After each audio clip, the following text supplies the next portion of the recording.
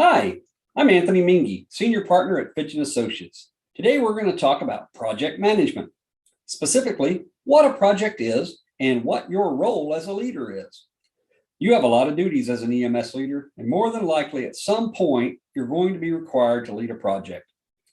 Other times you may have to designate a project leader because let's face it, one of the essential skills of a successful leader is the ability to appropriately delegate. But that's a topic for another discussion. So before we get too deep into this, we should probably talk a little bit about what a project actually is. An important rule to remember is that while all projects include work, not all work is a project. Now you may be scratching your head and saying, Anthony, what do you mean by that? Well, let me tell you.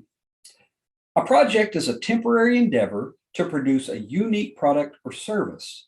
Much like work, it is usually a sequence of tasks that has a beginning and an end, bounded by some resources, such as time, people, and money.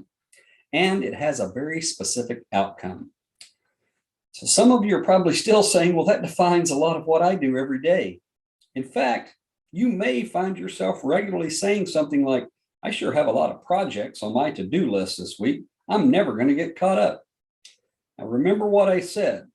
Too often we confuse work with a project. So much so that we often use the terms synonymously. So let me break it down just a little bit more. Work is operational functions.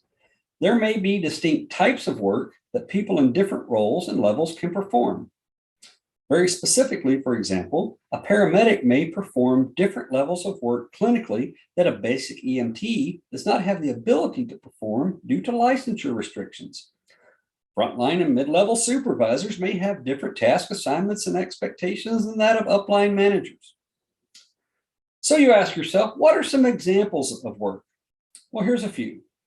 Treating and transporting patients, restocking, washing the truck, scheduling, ordering supplies, payroll, paying the bills, and giving coaching, feedback, and performance appraisals. I bet you can think of a lot more of those regular duties that constitute work. So now that we've identified work, let's do the same for projects. Here's a few examples of those.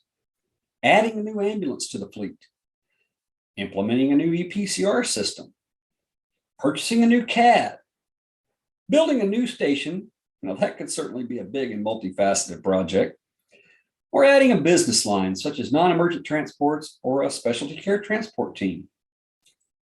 When we talk about work that I provided in the earlier examples, much of it is based on skill level, ability, and authority.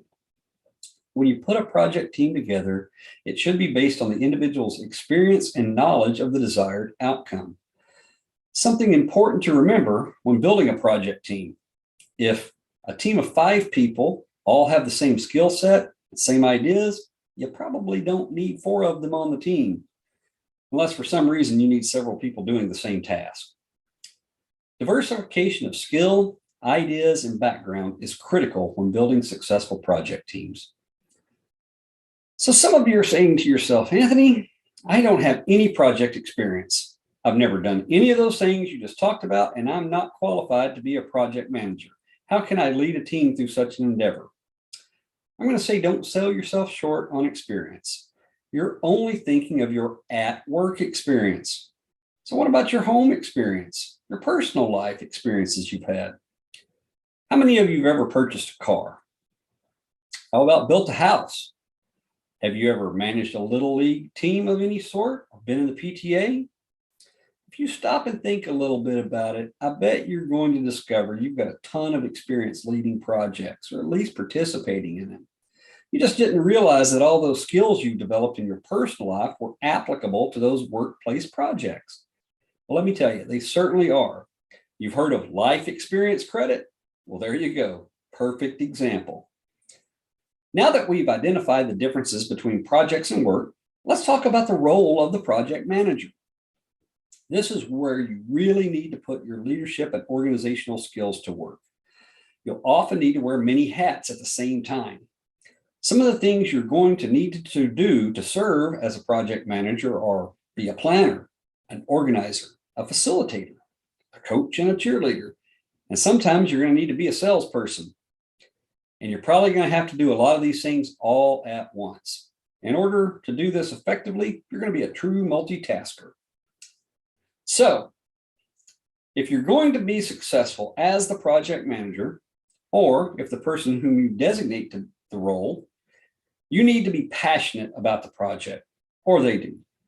If you're not, then you're not the right person to lead it. This is because you have to take true ownership of the endeavor. Now, don't go crazy. Have what I like to call controlled passion for the project, because you don't want to scare everybody off.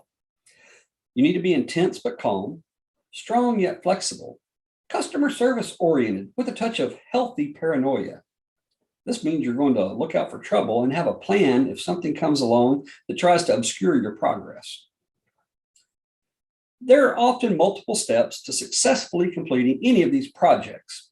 As I said, projects are often multifaceted and are multi-phased.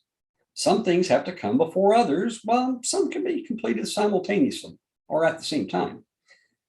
It is one of the project manager's duties to determine the schedule of events for the project. Here's some tips for starting in your role as project manager. 1, determine the vision. To do this, ask yourself, why should this be done? I like to refer to Stephen Covey's 7 Habits of Highly Effective People here, with his quote, begin with the end in mind. 2, identify the stakeholders. 3, what are their expectations? 4, identify what is to be accomplished and be clear with the goal. Remember that you're going to have to sell this to those stakeholders. 5, determine the size and scope of the project. What resources are going to be needed and how long is it going to take to get it done? Finally, what task must be accomplished in order to get this all done, and who will be the people on your team that's going to do it? Finally, it's time to put this all to work. Once you've completed the initial analysis and have the big picture outlined, we're going to get down to the details. So start by refining the scope. You might want to start with the big picture, but now you got to really get down into the details. You're going to want to devise a schedule to complete the task. Make this sequence of tasks and stick to it. Remember that some things can happen at the same time, but some things must be completed before moving on to the next. So don't put the cart before the horse, as they say. Develop a budget, and I'm not just talking about the money.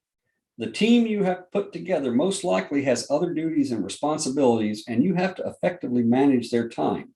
If you can't afford it, money or time-wise, don't do it. After you put all this together, and I advise getting it down on paper, review it, question it, refine it, and then get it approved by those stakeholders. Chances are every project has to report to someone for approval. So don't just go off on a whim anticipating that everyone will be happy that you took the responsibility on to get it done. Make sure it's approved.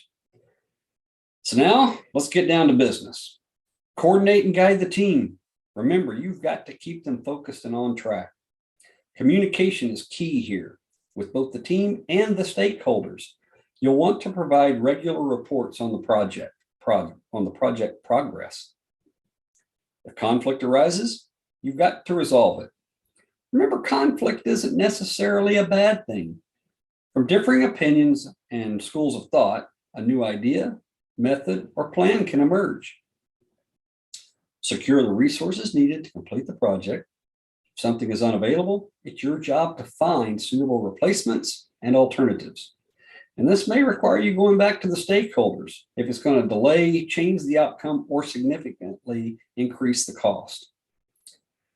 Keep this project going. You have to be involved and communicating regularly if you're going to be an effective project manager. Once the project is completed, you'll want to review the final results and compare them to the initial vision. Now celebrate, reflect. Ask yourself and your team and your stakeholders, what did we learn?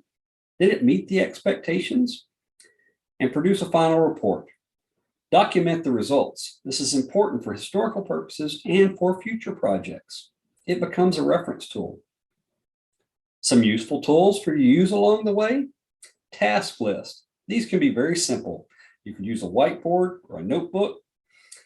Use calendars, either Outlook or just a plain old wall calendar. You might want to use something like a Gantt chart. These can be very sophisticated or simple. For sophisticated, refer to the internet. Go out there are some very expensive ones and some cheap ones that you can purchase. Or if you're familiar with Excel, you can create your own. How about situation reports, often called sit reps? We're probably all familiar with these. They document where the project is in its life cycle. They update on the progress or delay, and they define the next steps of the project. These usually come out at regular intervals, such as weekly or monthly, according to how long the project is set to be. So in conclusion, I'd like you to keep these things in mind, and you'll be well on your way to leading a successful project. 1, know the vision. You need to be able to develop a straightforward message about what is to be accomplished and why. If your project's end product or service cannot demonstrate an improvement in efficiency, effectiveness, or economics, you should probably step back and review if this should really be done. 2, create a budget. Identify the cost and the time necessary, and then seek the resources to complete the task. Remember that people and their time must be taken into consideration when building that budget. 3, simplicity is important. Make sure your scope is refined so that you can stay the course and finish it on time. 4, and probably one of the most important steps, communicate, communicate, communicate all throughout the project. 5, keep the project moving and document the steps along the way. 6, adjust as necessary, but always remember to get permission for use of more resources if needed.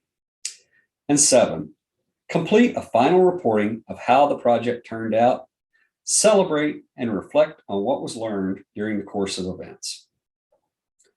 Remember, just because you haven't managed a project at work doesn't mean that you don't have project management experience.